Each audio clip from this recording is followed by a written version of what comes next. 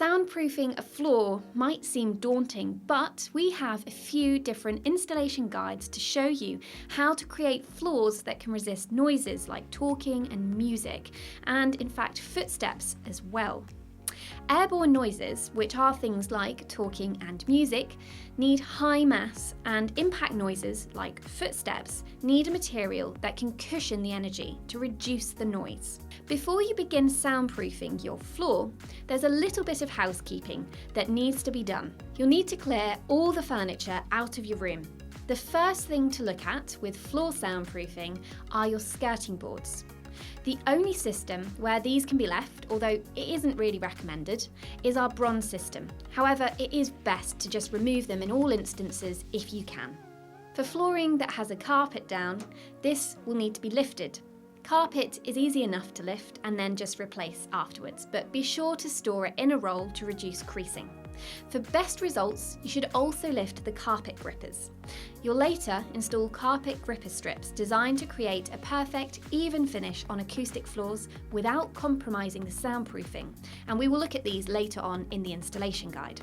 Other floor finishes will of course also need to be lifted, such as linoleum, engineered wood or LVT.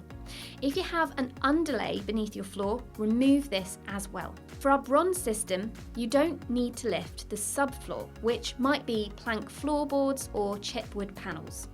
However, our silver and gold systems include acoustic mineral wool, and this is installed into the cavity spaces, so the floorboards have to be lifted. Regardless of whether you're lifting your subfloor or not, now is a good time to inspect it and do a little bit of maintenance. So if you're suffering with creaking floorboards, then you can actually fix this right now. Create a mix of PVA and water at around 1 part to 3. Paste this around the cracks in the floorboards and it will help to reduce the friction that's causing the noise. For even better results, remove the existing nails and paste the glue around and under the subfloor. Fit them back down with new nails and this will reduce the noise. Now that you've prepared the floor, we can start soundproofing it.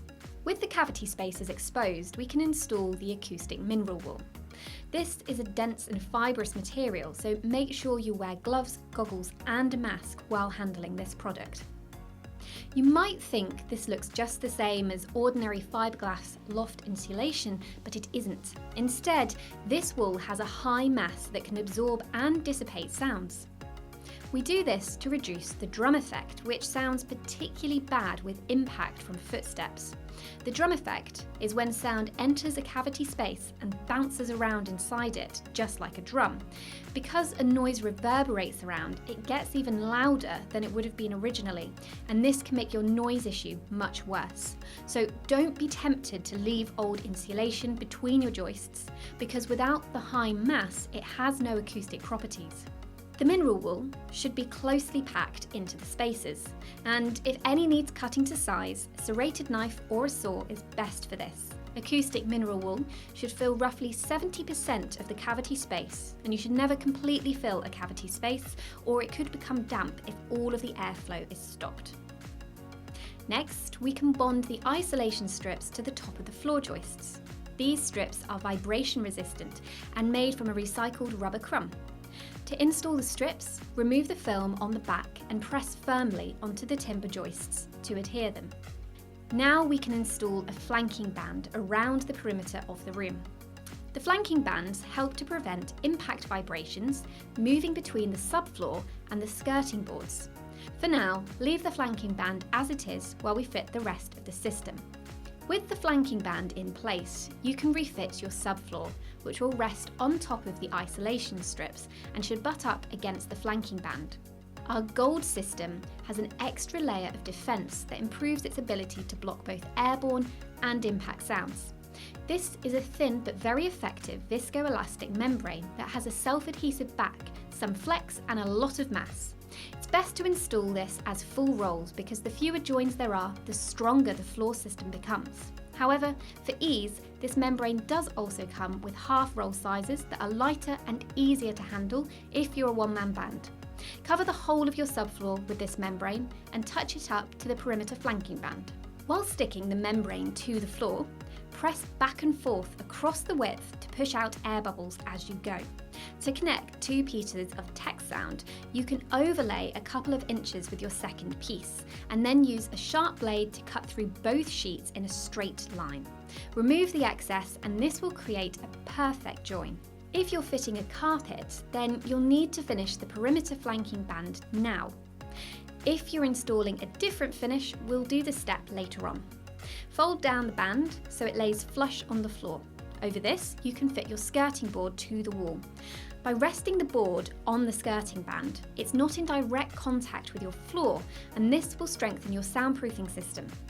Trim the excess band along the edge of your skirting board with a sharp knife for a neat finish, and then pipe acoustic sealant into the small gap.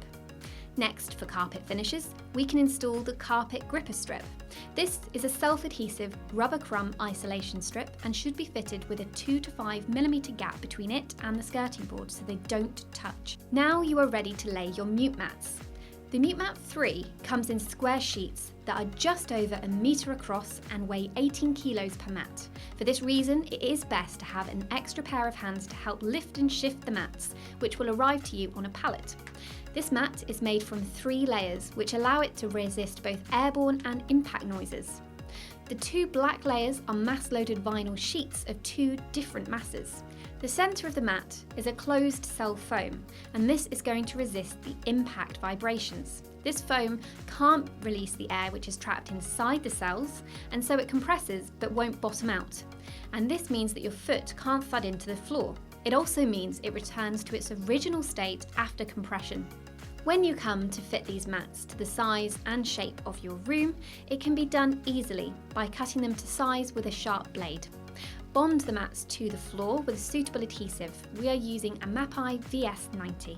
If you haven't finished the flanking band yet because you're going to fit something other than a carpet, then the mats can be fitted right up to the perimeter flanking band without a gap. For people who are fitting carpets, fit the mute mats up to the edge of your gripper strips instead. Now that your floor soundproofing is in place, we can replace your floor. Carpets can be laid directly over the matting. You don't need to add a carpet underlay, as mute mats are designed to be comfortable underfoot. However, if you'd like an additional underlay, it will do no harm to your soundproofing. For hard floor finishes like LVT, engineered wood and floorboards, it's best to lay a 6 mm rigid layer. This is because the soundproof matting compresses to absorb the impact vibrations, but this could damage your floor finish. You don't want to screw or nail the rigid layer in place because this will undo all of the good work that the mute mat is doing.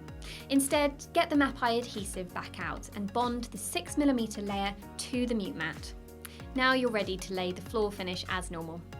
When you're ready to reinstate the skirting board on a hard flooring finish, start by folding down the perimeter flanking band.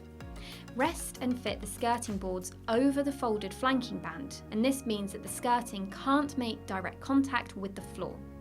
The band is easily trimmed flush to the skirting with a sharp knife, and the small gap can be finished with an acoustic sealant. If you'd like to know more about floor soundproofing, head over to iKoustic.co.uk, where there's loads of extra useful information. If you don't find what you need, then reach out to our technical team who'll be happy to help.